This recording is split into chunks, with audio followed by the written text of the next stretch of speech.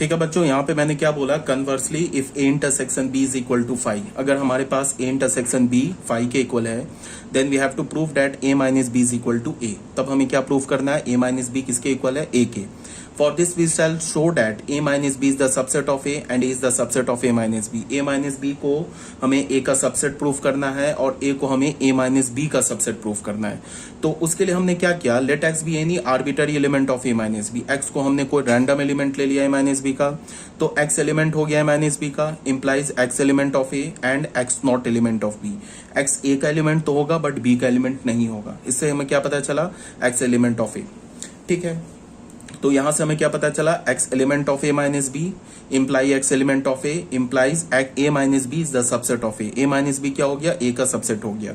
Again हमने क्या किया, वाई को कोई रैंडम एलिमेंट ले लिया सेट ए का, और वाई अगर सेट ए का एलिमेंट है तो मैं लिख सकता हूं कि वाई जो होगा ना वो बी का एलिमेंट नहीं होगा। क्यों, because A intersection B is equal to five है। ए और बी का जो इंटरसेक्शन वो फाइव है, तो वाई अगर ए का एलिमेंट है तो वाई बी का एलिमेंट नहीं हो सकता।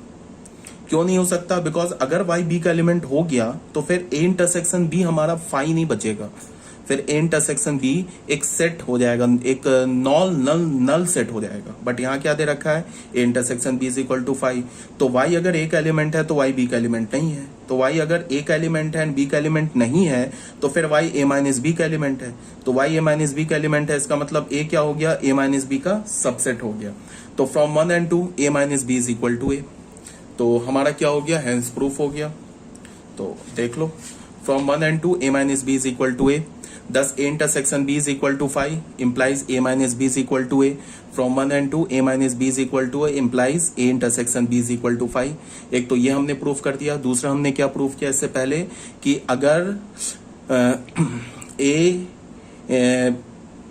ए minus B is equal to A है then A intersection B is equal to 5।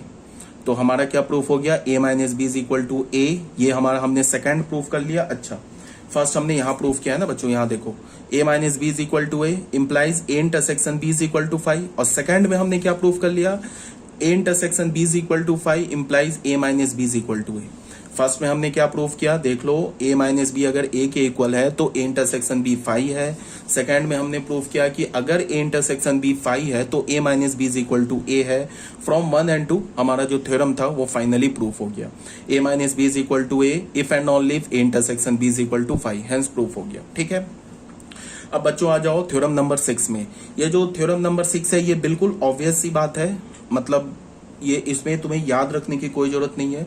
ये इसको तुम ऐसे ही भी देख लो, ए माइनस बी का अगर तुम यूनियन बी के साथ ले लोगे तो क्या आ जाएगा, ए यूनियन बी। देख लो method 1 by using Venn diagram. Venn diagram से ही क्लियर है, ये जो शेडिंग है ये किसकी शेडिंग है, ए माइनस बी की। ठीक है, ये किसकी शेडिंग है, ए माइनस बी की। हमने क्या किया, ए माइनस बी, और ये किसकी शेडिंग है, बी की। तो हमने इन दोनों का यूनियन ले लिया तो ये भी कंप्लीट शेडिंग आ जाएगा, ये भी कंप्लीट शेडिंग आ जाएगा, तो क्या हो गया, ए यूनियन बी। तो ये method 1 by using Venn diagram proof हो गया।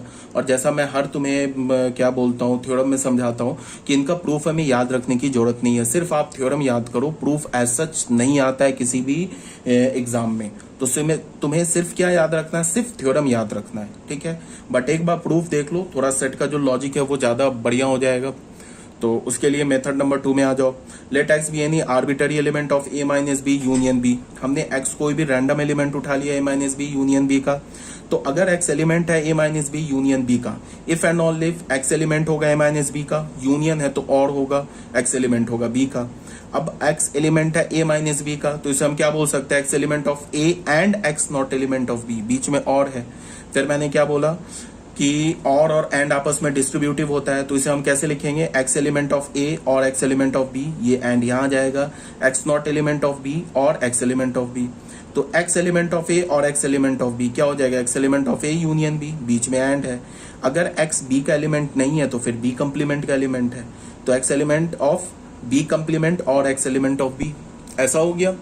ठीक है, उसके बाद यहाँ पे हमने क्या बोला, तो यहाँ से x element of A union B and B complement और बी का यूनियन लोगे ना तो क्या आ जाएगा, हमें और है तो यूनियन होगा, यूनियन लोगे तो क्या आ जाएगा, यूनिवर्सल सेट।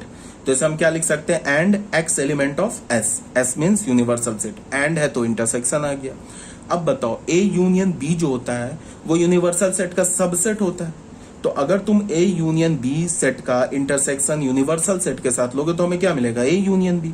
तो क्या हो गया, x element of A minus B union B if and only if x element of A union B. तो यहां से हमें क्या प्रूफ हो गया, A minus B union B is equal to A union B, hence proof हो गया।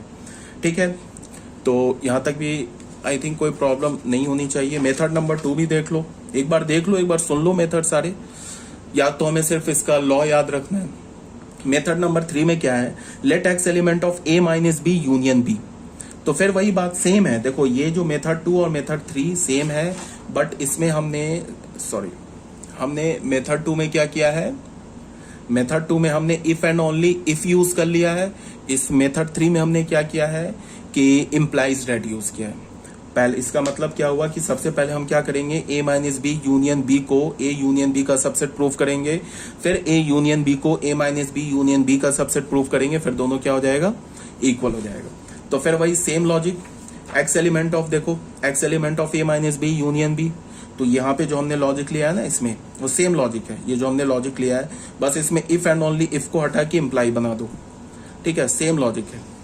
ठीक है, अब यहाँ पे क्या हो जाएगा, इफ एंड ओनली इफ को हटा के इम्प्लाई बना दो तो क्या हो जाएगा, ए माइनस बी यूनियन बी किसका सबसेट हो गया, ए यूनियन बी का।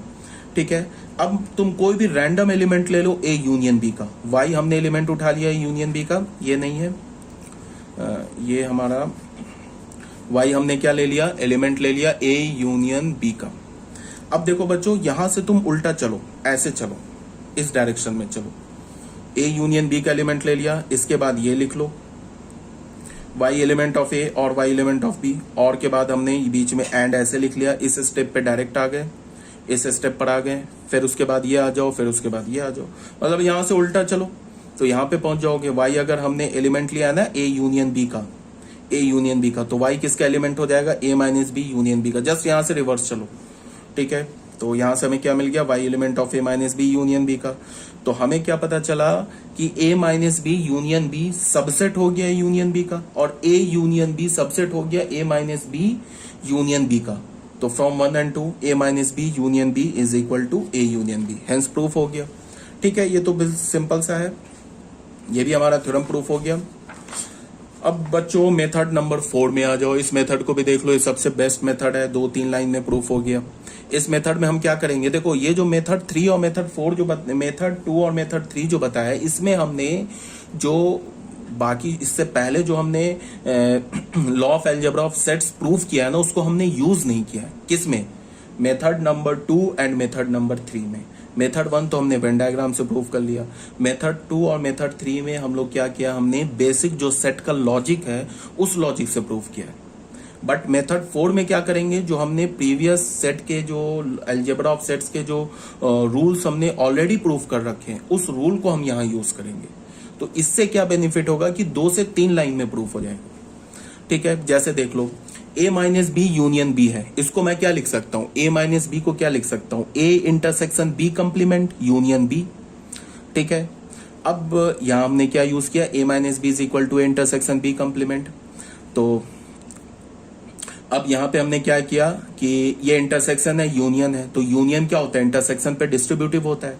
तो हम कैसे लिखेंगे, A union B intersection B complement union B.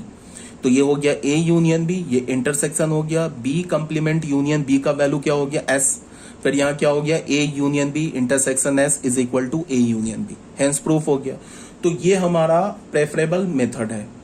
ठीक है, मेथड नंबर 4, मतलब कि अगर आपको क्वेश्चन में प्रूफ करने के लिए आएगा तो आप मेथड नंबर 4 यूज करेंगे। मतलब क्या कहने का कि जब भी अगर तुम्हें कोई भी प्रूफ डेट वाला क्वेश्चन आएगा प्रूफ करने के लिए, तो तुम क्या करोगे कि जो law of algebra of sets है ना, उसको यूज करोगे, और उसको यूज करके किसी भी थ्योरम को या किसी भी प्रूफ डेट वाले क्वेश्चन को प्रूफ करोगे। ठीक है, अब आ जाओ बच्चों मेथड थ्योरम नंबर 7 में। थ्योरम नंबर 7 क्या बोल रहा है, A minus B intersection B is equal to 5। ये भी बिल्कुल ऑब्वियस है। ए माइनस बी में से हमने क्या किया, ए सेट में से हमने क्या किया, बी सेट के एलिमेंट को हटा दिया। तो ए माइनस बी जो एलिमेंट है ना, सॉरी ए माइनस बी जो सेट है ना, इस सेट में ए माइनस बी जो हमारा सेट है, इस सेट में बी के कोई भी एलिमेंट नहीं है। तो अगर तुमने बी के साथ इंटरसेक्शन ले लिया तो क्या मिल जाएगा, हमें 5 मिल जाएगा। ए माइनस बी सेट में तो हमने ए से बी का एलिमेंट हटा दिया, तो इसमें बी का कोई भी एलिमेंट प्रेजेंट नहीं है, तो अगर तुमने बी के साथ इंटरसेक्शन ले लिया तो क्या मिल जाएगा, 5। अब यहाँ पे क्या लिखा है, A minus B intersection B. अब ये तो लॉजिकली ऐसे प्रूफ हो गया, वेन डायग्राम से देख लो पहले वेन डायग्राम से, मेथड नंबर 2 ही देख लो। ये हमारा ए माइनस बी लिखा हुआ है, ये बी लिखा हुआ है, देख लो यहाँ और यहाँ में कोई ओवरलैपिंग रीजन नहीं है, तो यहाँ पे क्या हो जाएगा, 5, कुछ नहीं बचेगा। ठीक है, तो इसको हमने क्या बोला, A minus B intersection B. A minus B को क्या प्रूफ कर दिया, A intersection B complement intersection B. अब देखो फिर यहाँ भी इंटरसेक्शन है, यहाँ भी इंटरसेक्शन है, तो तुम इसको क्या कर सकते हो, इस ब्रैकेट को इस 2 की जगह यूज कर सकते हो। यहाँ पे हमने डिस्ट्रीब्यूटिव लॉ यूज नहीं कर रहे हैं, यहाँ पे हम एसोसिएटिव लॉ यूज कर रहे हैं। इंटरसेक्शन जो है ना एसोसिएट कर सकते हैं। जैसे क्या बोला मैंने कि अगर हमारे पास ऐसे लिखा हो, सपोज दैट मान लो हमारे पास ऐसे लिखा हो, A intersection B intersection C, ऐसे लिखा हो, इसको मैं क्या लिख सकता हूं, A intersection B intersection C. इसमें हमने क्या किया, इंटरसेक्शन का एसोसिएटिव रूल यूज किया। ठीक है ना, तो ऐसे कर सकते हैं। तो यहां पे देख लो क्या है, तो इसमें हमने क्या लिख कर लिया, यहाँ पे इस ब्रैकेट को B intersection B complement intersection B में आ गए। अब बी कंप्लीमेंट और बी के बीच में कोई भी कॉमन एलिमेंट नहीं है, बिकॉज बी कंप्लीमेंट क्या होता है, बी को छोड़ के बाकी सब। तो बी कंप्लीमेंट में बी का कोई भी सेट एलिमेंट नहीं है, तो अगर तुमने बी कंप्लीमेंट का इंटरसेक्शन बी के साथ लिया तो हमें क्या मिलेगा, 5। फिर ए का इंटरसेक्शन 5 के साथ लोगे तो 5, तो ये हो गया हेंस प्रूफ। ये मेथड 2 जो है हमारा वेन डायग्राम से, ये भी प्रूफ हो गया। अब बच्चों आ जाओ थ्योरम नंबर 8 में। थ्योरम नंबर 8 भी तुम याद रखोगे कैसे, कि अगर ए बी का सबसेट है, अगर ए बी का सबसेट है तो बी कंप्लीमेंट ए कंप्लीमेंट का सबसेट है। यहाँ पे क्या बोल रहा है कि if A is the subset of B, if and only if B complement is the subset of A. यहाँ अगर तुमने कंप्लीमेंट डाला ना तो ये उलट जाएगा। अगर ए बी का सबसेट है तो बी कंप्लीमेंट फिर ए कंप्लीमेंट का सबसेट है, ये बोल रहा है। तो देख लो इसमें हमने क्या बोला, first let A is the subset of B, then we have to prove that B complement is the subset of A complement। ठीक है, हमने क्या assume किया कि A, इसको देखो if and only if को हम proof कैसे करेंगे। if and only if को proof करने के लिए एक बार हम A को B का सबसेट मान लेंगे और ये proof कर लेंगे, और दूसरी बार हम B complement को A complement का सबसेट मान लेंगे और फिर ये proof कर देंगे, तो on the whole ये थ्योरम proof हो जाएगा। ठीक है, तो हमने पहले में क्या किया, ए को बी का सबसेट मान लिया, then we have to prove that B complement is the subset of A complement. अब ये हमें प्रूव करना है, तो उसके लिए हमने क्या किया, let x be any arbitrary element of B complement. इसको एज्यूम किया है, ए बी का सबसेट है, इसे हमने एज्यूम किया। अब प्रूफ क्या करेंगे कि बी कंप्लीमेंट सबसेट है ए कंप्लीमेंट का। तो हमने क्या किया कि बी कंप्लीमेंट का कोई भी हमने एक्स रैंडम एलिमेंट उठा लिया। बी कंप्लीमेंट का हमने क्या किया, कोई भी रैंडम एलिमेंट उठा लिया। तो अगर x हमारा एलिमेंट है बी कंप्लीमेंट का, अगर x हमारा एलिमेंट है बी कंप्लीमेंट का, तो ये क्या इंप्लाई करेगा कि x नहीं एलिमेंट है बी का।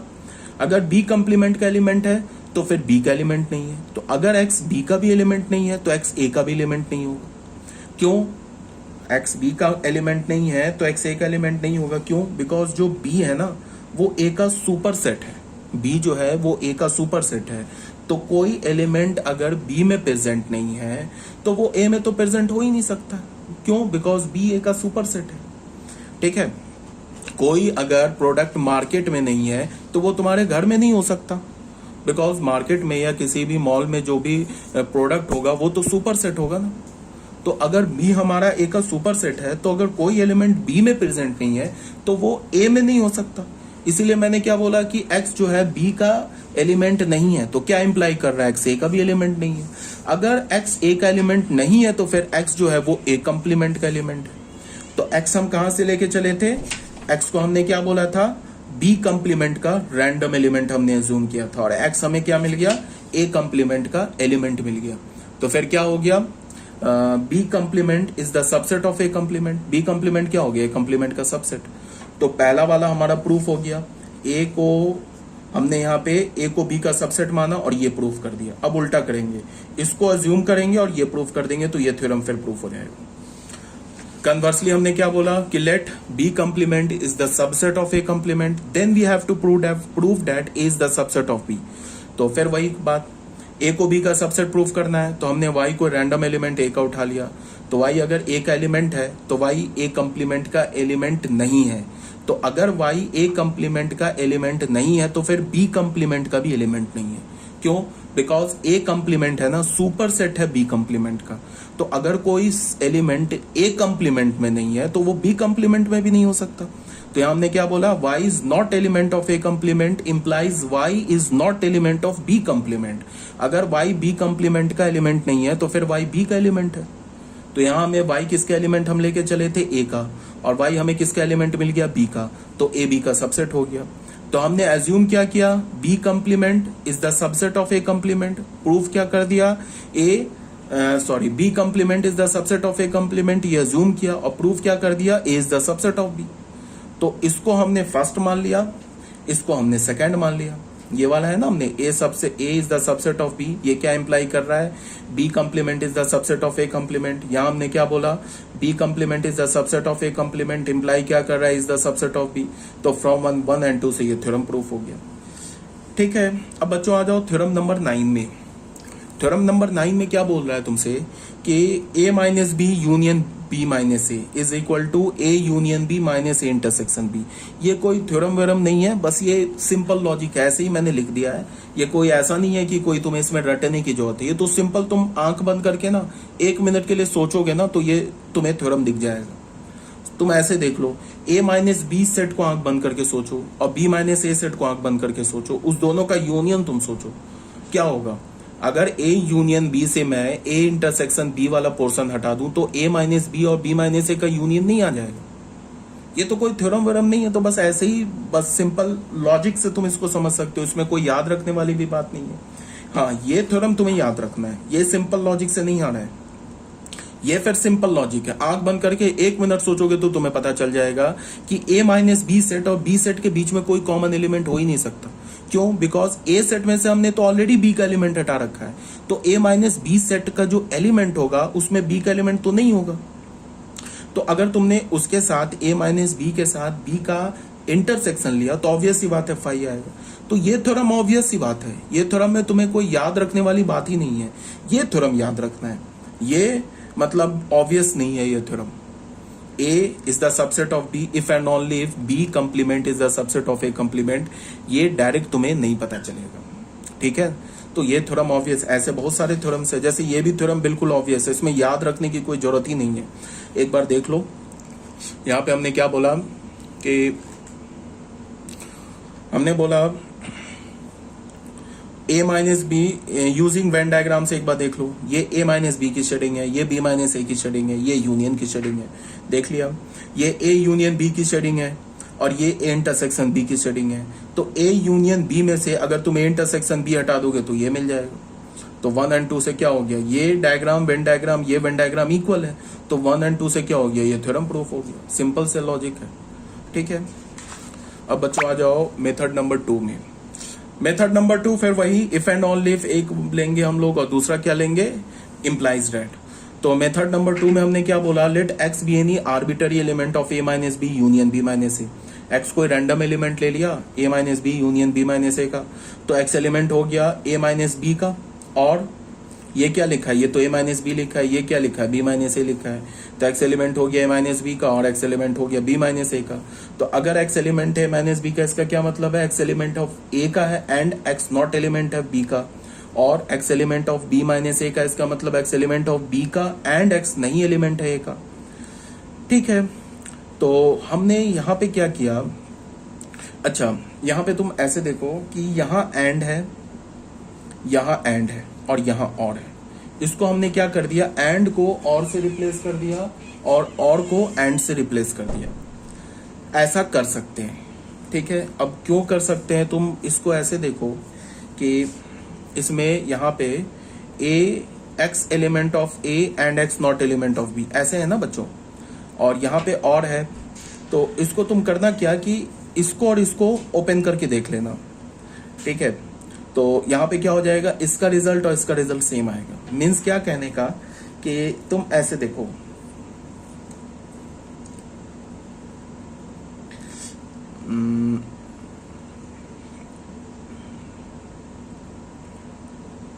इसको तुम बच्चों ऐसे देखो,